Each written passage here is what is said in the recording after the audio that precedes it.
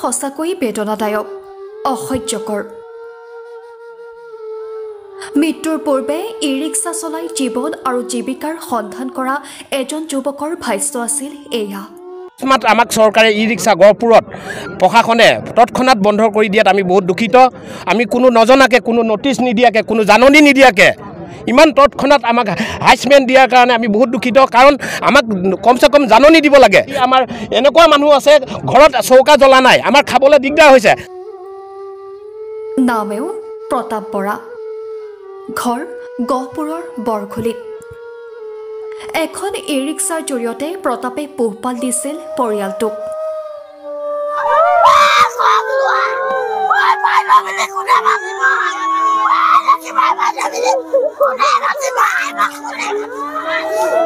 কিন্তু এই ই ৰিক্সাৰ প্ৰশাসনে চলাচল বন্ধ কৰাৰ পিছতে গহপুৰৰ 4 শতাধিক ই ৰিক্সা চালকৰ মূৰত সৰগ ভাগি পৰিছিল যাৰ বাবে সকলোৱে একত্ৰিত হৈ প্ৰতিবাদ কৰিছিল গহপুৰ হাইস্কুলৰ খেলপথাৰত প্ৰতাপ আছিল ই ৰিক্সা সন্থাৰ সহকাৰী সাধাৰণ সম্পাদক যাৰ বাবে সকলোৰে হৈ মাত মাতিছিল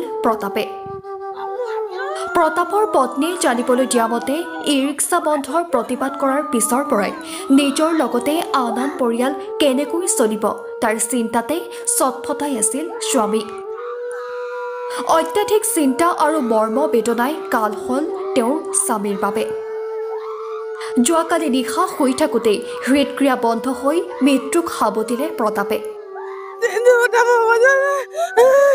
সন্ধিয়া ভাল ভাত পানী খাই ফোন কৰি আছে কোনোবাই গাড়ী বন্ধ কৰিলে বোলে চিন্তা কৰি থাকে মই আগ দিছো চিন্তা নকৰিবা তোমাৰ তাৰপিছতে আজি 3 দিন মান ৰাতিটো বন্ধে যোৱা নাই আজি থাৰ্টি ফাৰ্ষ্টৰ দিনাখন গাড়ী বন্ধ কৰাবা ৰাতি হ'লে টোপনি নাযায় চিন্তা কৰি গোট আছে কি কৰিম কেনেকে কাম আমি চিন্তা পৰিয়ালগত বন্ধন আছে বেংকত আছে মই কৈছো তেনেকে চলিব লাগিব চিন্তা কৰিব নালাগে 30% চবে পিকনিক খাইছে আমাৰ ৰাতিটো চিন্তাত পৰি আছে 1 জানুৱাৰীখনে চব মানুহ পিকনিকলৈ গৈছে আমাৰ দৌৰি পৰিছে ৰাইজৰ কাৰণে দৌৰি পৰিছে চিন্তা কৰি গৈ প্ৰেছাৰ ষ্টক হ'ল নাই কি হ'ল নাই আমাৰ পৰিয়ালটো কি হ'ব ছোৱালীজনী আৰু মই কোনো নাই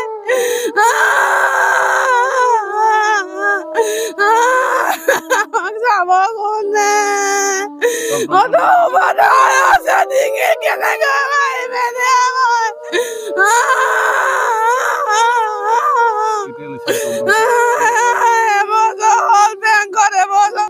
যাৰ বাবে শোকত ভাগি পৰিছে সহকৰ্মীৰ লগতে পৰিয়ালবৰ্গ ই ৰিক্সাখনৰ নাম থৈছিল বৰষা কাৰণ বৰষা তেওঁৰ একমাত্ৰ কণমানিজনীৰ নাম দেউতাকৰ মৃতদেহৰ কাষতেই এইদৰে চোতালতে ৰখাই থোৱা আছে বৰষাক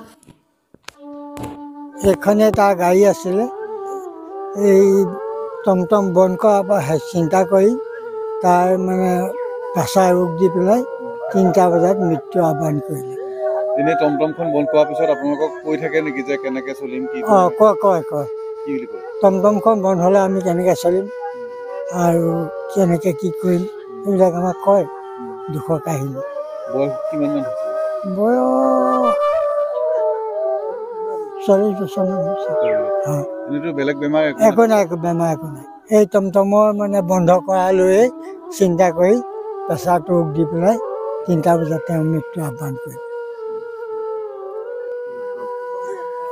আজি আমাৰ অতি দুখৰ বিষয় আমাৰ এজন সহপাঠী আজি ই ৰিক্সা চৰকাৰে যি 31 ডিচেম্বৰ দিনা বন্ধ কৰি দিলে সেই কথা চিন্তা কৰি তেখেত হাৰ্ট এটেক হৈ যোৱা ৰাতি মৃত্যুমুখত পৰে তেখেতে আমাৰ সন্থাৰ কামত যথেষ্ট ভূমিকা গ্ৰহণ কৰিছিলে তেখেতে আমাক মানে উন্নতিৰ পথলৈ লৈ গৈছিলে যেতিয়া টমটমখন বন্ধ কৰি দিছিলে তেখেতে মোক কৈছিলে প্ৰদীপ আৰু এবছৰমান চলাবলৈ দিয়া হ'লে মোৰ ধাৰকেইটা মৰিলেহেঁতেন।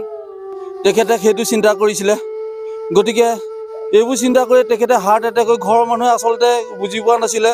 কাষৰ যি এজনে গাড়ী চালকে তেওঁক হস্পিটেললৈ লৈ গৈছিলে, কিন্তু চিকিৎসকে তেখেত হাৰ্ট এটেকত ঢুকাইছে বুলি আমাক জনাইছে। কিন্তু ঘৰৰ মানুহখিনিয়ে দুখত একো ক'ব পৰা নাই। গতিকে মই এই অনুৰোধ জনাওঁ চৰকাৰক যে আপোনালোকে এই সিদ্ধান্ত ৰাষ্ট্ৰীয় ঘাইপথৰ ওপৰত যে ই ৰিক্সা চলাচলটো বন্ধ কৰাটো বাতিল কৰক। নহ'লে আজি আমি যেনেকৈ কান্দিছোঁ, আজি গহপুৰ মহকুমা ই ৰিক্সা সন্থাই আজি প্ৰায় 500 ই ৰিক্সা সদস্যই কান্দিছে। হয়তো এই অনাগত দিনত হয়তো অসমৰ হাজাৰ হাজাৰজনৰ এই সমস্যাটোলৈ হাজাৰ হাজাৰজনৰ লোকৰ মৃত্যু হ'ব পাৰে। তেতিয়া গোটেই অসমত কান্দোনৰ ৰোল উঠিব। মই চৰকাৰক অনুৰোধ জনাইছোঁ, মুখ্যমন্ত্ৰী মহোদয়ক অনুৰোধ জনাইছোঁ, আপোনালোকে এই সিদ্ধান্ত বাতিল কৰক। অন্ততঃ দুখীয়া এই পৰিয়ালখিনি চলাবলৈ দিয়ক, নহ'লে অসমত অনাগত দিনত ভয়াৱহ সমস্যাৰ সৃষ্টি হ'ব। আপোনালোকে চাওক, আজি প্ৰতিখন ই ৰিক্সাৰ চালকসকলে বন্ধনে মাইক্ৰ' ফাইনেন্সৰ ঋণ হওক, গাড়ী কিস্তি হওক, প্ৰত্যেকৰে ধাৰ আছে। এতিয়া তেখেতৰ পৰিবাৰে ক'লে, মোক আচলতে কোৱা নাছিলে, তেখেতৰ পৰিবাৰে এতিয়া ক'লে যে 3 লাখ টকা ধাৰ আছে। তেখেতৰ সেইটো এটা চিন্তা হৈ গ'ল যে 3 লাখ টকা যদি ই ৰিক্সাখন মই চলাব নোৱাৰোঁ, মই ধাৰ ক'ৰ পৰা মাৰিম? তেখেতৰ এক্সট্ৰা ইনকাম নাই। তেখেতৰ এজনী সৰু ছোৱালী আছে আৰু পৰিবাৰ আছে। গতিকে তেওঁ কেনেকৈ সংসাৰখন চলাব বা ধাৰখিনি মাৰিব?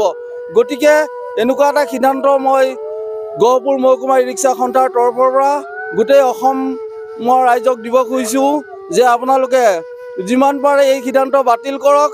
চৰকাৰক অনুৰোধ কৰিছোঁ, আপোনালোকে অন্ততঃ দুখীয়া পৰিয়ালখিনি জীয়াই থাকিবৰ কাৰণে আপোনালোকে সকাহ দিয়ক, নহ'লে অনাগত দিনত অসমত মৃত্যুৰ কিৰিলি উঠিব।